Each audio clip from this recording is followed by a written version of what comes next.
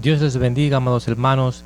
Vamos a continuar con nuestras cápsulas bíblicas, continuando en el capítulo 6 de Hebreos, en los versos del 1 en adelante. Dice la palabra en el nombre del Padre, del Hijo y del Espíritu Santo. Amén. Por tanto, dejando ya los rudimentos de la doctrina de Cristo, vamos adelante a la perfección, no echando otra vez el fundamento del arrepentimiento de obras muertas, de la fe en Dios, de la doctrina de bautismos, de la imposición de manos, de la resurrección de los muertos y del juicio eterno. Y esto haremos si Dios en verdad lo permite. Porque es imposible que los que una vez fueron iluminados y gustaron del don celestial y fueron hechos partícipes del Espíritu Santo, y asimismo gustaron de la buena palabra de Dios y los poderes del siglo venidero, y recayeron, sean otra vez renovados para arrepentimiento, crucificando de nuevo para sí mismos al Hijo de Dios y exponiéndole a vituperio. Porque la tierra que bebe la lluvia, que muchas veces cae sobre ella, y produce hierba provechosa a aquellos por los cuales es labrada, recibe bendición de Dios. Pero la que produce espinos y abrojos es reprobada, está próxima a ser maldecida, y su fin es el ser quemada. Amén. Cuando el autor de Hebreo expresa en el verso 1, por tanto, dejando ya los rudimentos de la doctrina de Cristo, vamos adelante a la perfección. Es como si dijera, hermanos, vamos a dejar de hablar de las cosas elementales de Cristo y vamos ahora a avanzar hacia una comprensión más adulta. Vamos como queriendo decir, vamos a avanzar al siguiente nivel. Y cuando continúo diciendo, no echando otra vez el fundamento del arrepentimiento de obras muertas, de la fe en Dios, de la doctrina de bautismos, de la imposición de manos, de la resurrección de los muertos y del juicio eterno. Aquí es como si le estuviera diciendo, ya ustedes conocen que hay que arrepentirse y tener fe en Dios. Y continúa diciendo, también conocen sobre el bautismo y la imposición de mano. Si vemos aquí la palabra bautismos está en plural.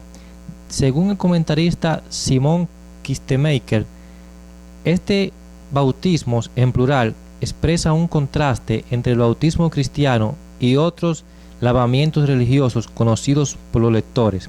Amén. Y por último también le dice, ustedes conocen sobre la resurrección de los muertos y el juicio final. Es decir, ya ustedes conocen estos elementos fundamentales con respecto a la doctrina. Y el verso 3 que dice, y esto haremos si Dios en verdad lo permite, es como decir, y esto lo seguiremos enseñando si Dios lo permite. Entonces aquí vienen los versos del 4 al 6 que dicen, porque es imposible que los que una vez fueron iluminados y gustaron del don celestial y fueron hechos partícipes del Espíritu Santo, y asimismo gustaron de la buena palabra de Dios y de los poderes del siglo venidero, y recayeron, sean otra vez renovados para arrepentimiento, crucificando de nuevo para sí mismos al Hijo de Dios y exponiéndole a vituperio. Se puede decir que el autor le quiere expresar, bueno, ahora que ustedes conocen estos elementos básicos o elementos elementales, vamos a ver qué sucede con aquellos que han conocido a Cristo y vuelven atrás. Es decir, el autor en su explicación abre como un paréntesis aquí para explicarle qué les pasa a esas personas que vuelven al mundo después de haber conocido de Cristo. Y presenta 5 cosas que experimentan estas personas que han conocido de Dios. La primera, fueron iluminados, es decir, vieron la luz verdadera que está en Cristo y conocieron la verdad. La segunda es, gustaron del don celestial. Estas personas experimentaron la gracia de Dios o la salvación que Dios nos da. Amén. El tercer punto es que participaron del Espíritu Santo. Vieron ellos mismos el Espíritu de Dios actuando en sus vidas. La cuarta, gustaron de la buena palabra de Dios. Ellos también se gozaron de lo que Dios les hablaba por medio de su palabra. Y por último, probaron los poderes del mundo venidero. Cuando menciona en este verso los poderes del mundo venidero, puede hacer referencia a que el creyente puede tener, por ejemplo, el poder para echar fuera demonios, amén, o reprender, amén. Entonces, el autor, después de expresarle todas estas cosas en los versos 4 y 5, dice que si después de ustedes tener todas estas experiencias en Dios, vuelven y caen, es decir, cuando entra aquí el verso 6, y recayeron, es decir, después de tener esta experiencia con Dios, se vuelven al mundo, le dan la espalda a Dios, es imposible que vuelvan a arrepentirse, como lo declaran los versos, y recayeron, sean otra vez renovados para arrepentimiento, crucificando de nuevo para sí mismos al Hijo de Dios y exponiéndole a vituperio. ¿Por qué es imposible? Porque con esa actitud de rechazo a Dios, no hay manera de que ellos mismos quieran volver a buscarle a Dios. Es decir, no es que Dios no lo perdone, no, sino que a esas personas que ya han vivido eso, se les hace difícil volver a arrepentirse por la rebeldía que ellos tienen contra Dios. Amén. Y con esa actitud, con esa forma de actuar, ellos le están dando la espalda a Dios. Aquí es que cuando dice que los vuelven a crucificarlo. Amén. Cuando dice crucificando de nuevo para sí mismos al Hijo de Dios. Es como decir, es imposible que estas personas se arrepientan y tengan un nuevo comienzo. Nosotros, hermanos, tenemos que entender las serias advertencias que se están haciendo aquí. Amén. Podemos sacar unas conclusiones. Podemos decir primero que en todo lo que hemos visto en este libro, el autor no describe un descuido momentáneo o un arrepentimiento que se haga por ignorancia.